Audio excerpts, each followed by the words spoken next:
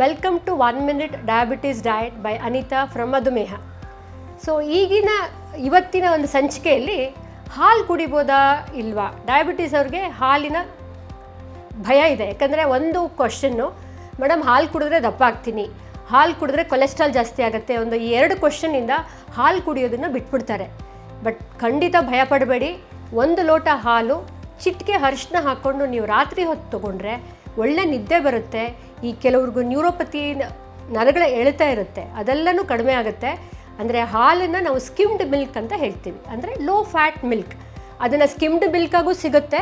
But ಅದ್ರ ಬಗ್ಗೆ ಪಾಪ ತಿಳಿದೇ ಇರೋರು, ನಾರ್ಮಲ್ ಆಗಿರೋರು 2 ಸಲ ಹಾಲಿನ ಕೆನೆಯನ್ನು ತೆಗೆದುಬಿಟ್ಟು ಖಂಡಿತವಾಗೂ ಹಾಲನ್ನು ರಾತ್ರಿ ಹೊತ್ತು ಕುಡಿಯೋದ್ರಿಂದ ಲಾಭ ಇದೆ.